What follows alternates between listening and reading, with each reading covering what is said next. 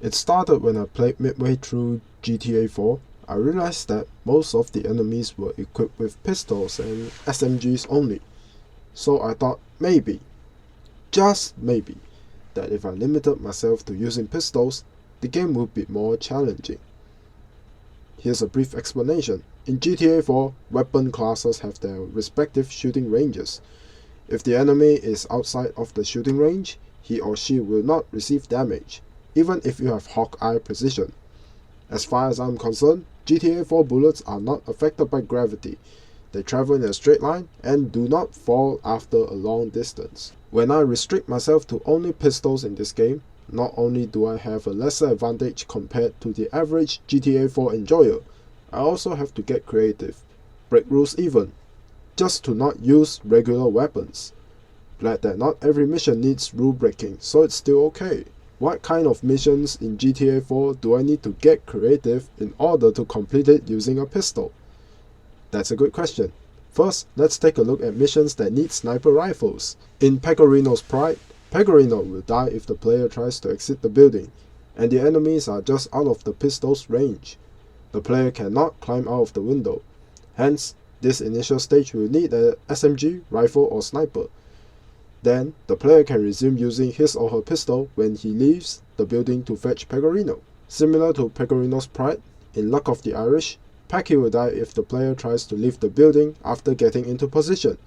So, the player has to shoot some enemies from the roof, then drop down the building, not killing Nico in the process, and get to Packy in time. There's another problem though.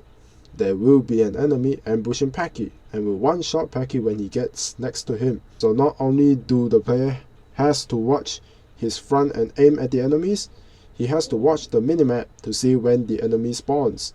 Usually the enemy will spawn when there's 2 enemies left on the minimap. This mission could be done easily with a sniper, but when I have to do it at close range, these small details suddenly become more challenging.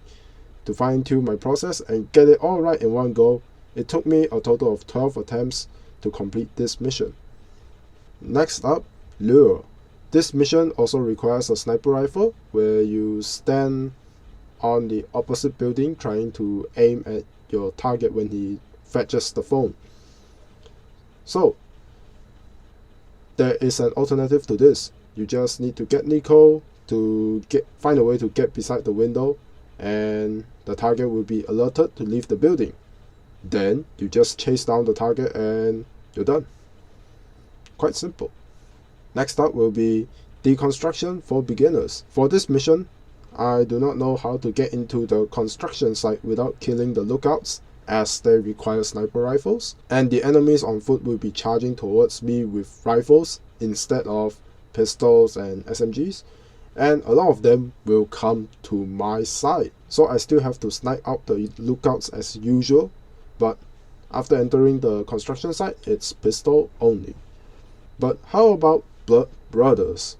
In Blood Brothers, both targets, Derek or Francis McReary, were within pistol range, so you could just pistol either one of them. And the last one, which will be liquidize the assets. In this mission, I have to find a good vantage point that is close to the snipers, so I could take them out first. Finding a good vantage point sure did took me some time, and I found the car park lot first, then only the entrance that the game wishes you to use. Now, sniper missions aside, let's talk about missions regarding shooting helicopters.